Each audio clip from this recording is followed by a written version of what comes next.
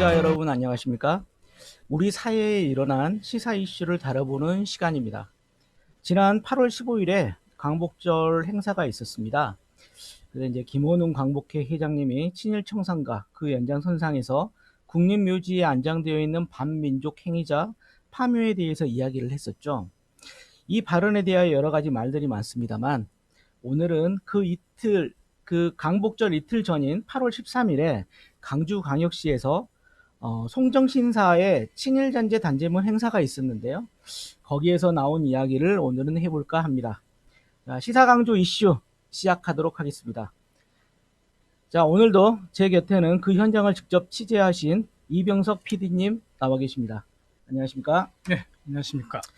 그러니까 송정신사 단죄문 행사가 광복절 전에 있었어요. 네, 그렇습니다. 8월 13일에 광주광역시 광산구에 소재한 송정도서관 옆에 금선사라는 절이 있습니다. 그 절에서 행사를 진행했습니다.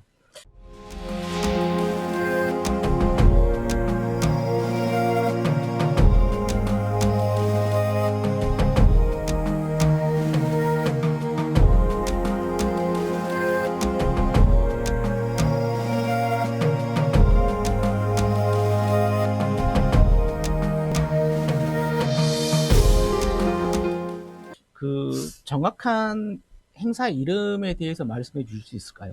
네, 친일 잔재 청산을 위한 단죄문 제막식입니다. 친일 잔재 청산을 위한 단죄문 제막식. 네, 이 행사를 주관한 측이 어디였습니까? 네, 물론 광주광역시입니다.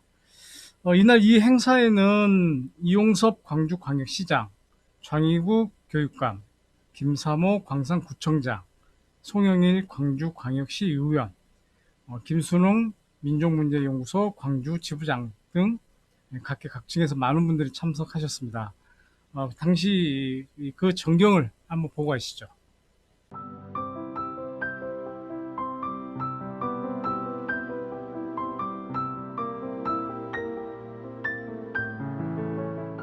들불 젓는 소리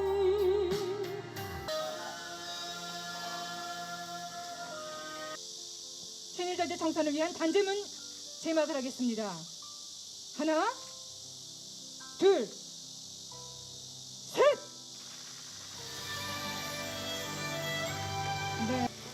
네. 환하게 박수 치시는 모습도 지금 카메라에 담기고 있습니다. 많은 분들이 참여를 하셨네요. 이 행사를 하게 된 근거가 무엇이었을까요? 네, 광주광역시에는 지난 1년 동안 친일 잔재물에 대한 조사를 했었고, 오늘 대표적으로 송정신사가 있는 금선사에서 제막식을 했지만 다른 7개 곳에서도 단죄문을 세웠다고 합니다. 네, 송영일 광주광역시 의원의 이야기를 한번 들어보겠습니다. 광주시는 지난해 1월 친일 잔재 조사를 실시해서 지역 내 65개 친일 시설물의 존재를 확인했으며 잔재 청산 및 활용 방안을 준비하고 있습니다. 그동안 우리는 주변에 친일 잔재 시설이 무엇인지 큰 관심 없이 지내왔습니다. 이를 반성하고 역사의 비극을 잊지 않고자 이제는 시민 모두가 뜻을 모으고 있습니다. 그렇군요. 저희가 모르고 있는 사이에 상당히 많은 일들이 있었는 모양입니다. 그런데 저기는 사실 지금 보니까 지금 사찰로 보이는 거거든요. 그곳에서 저기 행사를 진행한 이유가 있습니까? 네, 지금은 금선사라는 절이지만 해방 전까지는 송정신사였습니다. 예, 전국에는 일제가 세운 많은 신사들이 있었고, 전남에는 수탈을 위해서였는지는 모르겠지만 타 지역보다 훨씬 많은 약 230여 곳의 신사가 있었다고 합니다. 해방 후에는 거의 사라졌는데 송정신사는 그 후 사찰로 바뀌어져 그 형태가 온전히 남은 유일한 신사라고 봐도 될 것입니다. 김순웅 민족문제연구소 광주지부장님의 말씀을 한번 들어보도록 하겠습니다.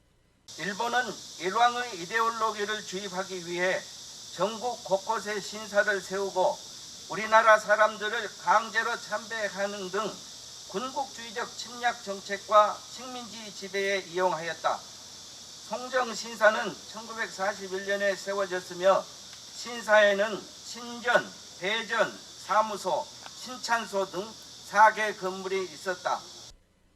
김선웅 지부장님 이야기를 들어보니까 이게 1941년도에 세워졌다고 하네요. 그렇죠. 네. 이날 김순웅 민족문제연구소 지부장님께서 많은 이야기를 해주셨는데 단제문과 안내문 이야기를 하셨습니다. 자, 바로 친일을 한 인물에 관한 것은 단제문을 세우고 이런 역사 잔재물에 대해서는 단제문이 아니라 안내문이라고 지칭되어야 한다는 것입니다. 금선사에는 단제문이 아니라 안내판을 세우고 있습니다. 우리가 지금 두 가지를 하고 있거든요.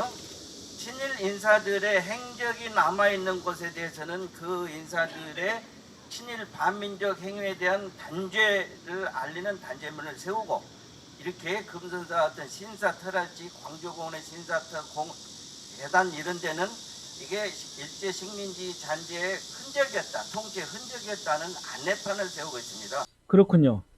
그러면 이날 세운 것은 안내문으로 봐야겠네요. 네. 그리고 이날 광복절날 김원웅 광복회장님도 언급하셨던 안익태 애국가에 대한 이야기도 나왔습니다. 예. 저도 자세히는 모르고 얼핏 들었습니다만, 이 행사가 강주광역시에서 하는 행사면 애국가를 불러야 하는데, 이날 우리가 잘 알고 있는 안익태 애국가가 아니라 다른 애국가를 불렀다고 하더라고요. 네네, 그렇습니다. 이날 애국가는 안익태 애국가가 아닌, 우리가 흔히 알고 있는 이제 흔히 부르는 우리의 애국가라고 하는 곡이 안익태가 지은 곡인데, 안익태 애국가가 아닌 독립군들이 불렀던 애국가를 불렀습니다. 행사 때 직접 부른 애국가 한번 들어보시고 이 부분에 대한 김순웅 민족문제연구소 광주 지부장님의 이야기도 같이 한번 들어보겠습니다.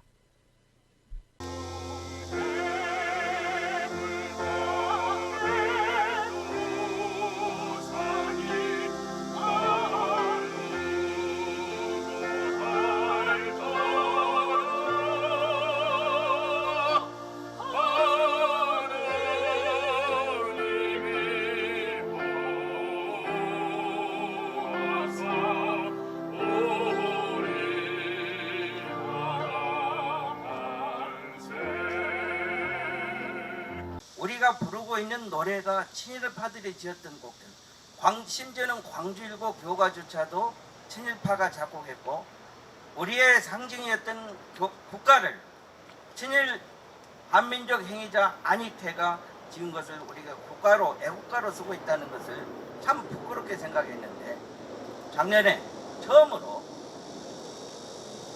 우리 애국가는 공무원 훈령으로 관에서 하는 행사에는 모두가 부르게 되어 있는데, 처음으로 그것을 안 부르고 독립군의 애국가로 대체해서 친일파의 단죄물을 세우는데, 친일파가 지은 곡을 부를 수가 없어서 독립군의 애국가를 처음으로 불렀던 것이 광주가 처음이었습니다. 우리 광주시의 공무원들 굉장히 받아들이기 어려운 것이었는데도 용감하게, 과감하게 이렇게 받아들인 것에 대해서 감사드리고, 친일 청산을 위한 자리에서 반민족 행위자가 만든 애국가를 부를 수는 없다는 말이 참 인상적입니다.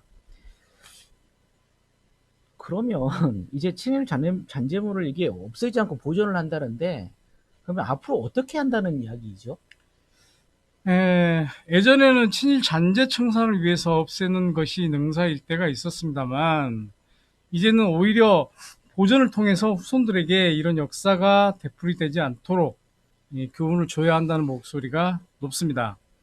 장희국 교육감과 김상호 광산구청장의 이야기를 한번 들어보겠습니다. 이 자리에 있었던 송정 신사는 일제가 우리 한민족의 민족 말살 정책의 하나로 펼쳤던 강요된 신앙 행위를 하기 위해서 만들어졌던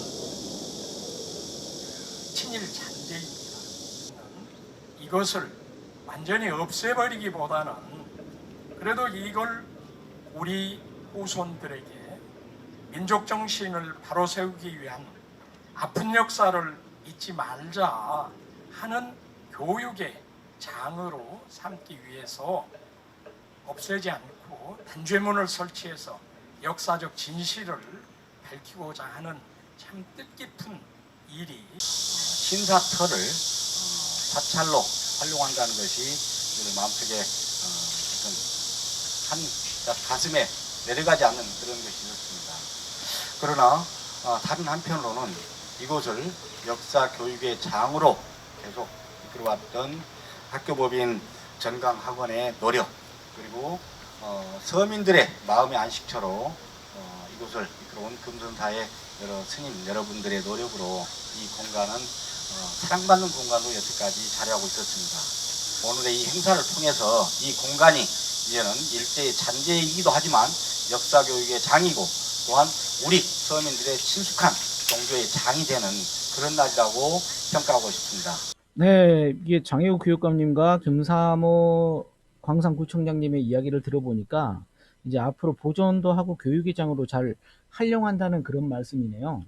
예, 그렇죠. 그리고 이날 신봉수 역사 선생님이 신사와 그 옆에 있는 일제 충원탑에 대한 설명도 있었습니다. 그 영상도 같이 한번 보시겠습니다. 1922년이죠. 대정 11년도에 일본의 태양신이자 시조신인 아마테라스 오미킴이라고 하는 선조 대신을 모시는 신명신사가 세워졌습니다. 그것이 1940년도에 송정신사로 승격이 되면서 1941년도에 이 모습으로 창건이 됩니다. 표면에 봉등이라고 새겨져 있습니다. 등을 세우는 것이죠. 상부가 파괴되어서 정확한 모습은 알 수는 없지만 등농이었을 가능성이 제일 큽니다. 또 한편으로는 등이 아니라 여기에 동물을 올려놓은, 신물을 올려놓는 그런 석단이었을 거라는 그런 설도 있습니다. 신민서사라고 새겨져 있습니다. 이걸 1951년도에 지우고 나무아미 타블로 바꿨습니다. 새로 붙였습니다. 한국신민서사는 1937년 중일전쟁이 일어나면서 일본이 우리의 민족 정기를 말살하고 내선일체를 강조하기 위해서 우리나라 사람들한테 암송하게 했던, 강요해서 암송하게 했던 글입니다. 탑의 이 기단부는 일본의 성의 모습을 연상하면 됩니다. 오사카 성의 모습 그대로 이렇게 쭉 삐져나가는 이 모습은 그 모습 그대로입니다. 그리고 이 탑이 정사각형 형태로 원기둥처럼 쭉 올라가서 위에 모서리가 삼각형 형태로 이렇게 좁아지는 것, 이것은 일본의 전형적인 충원비의 모습입니다. 뒷면에 원래 일본 왕의 연호하고 이게 새겨져 있었습니다. 근데 그것도 뒷면에 가셔보시면 다 지워져 있습니다.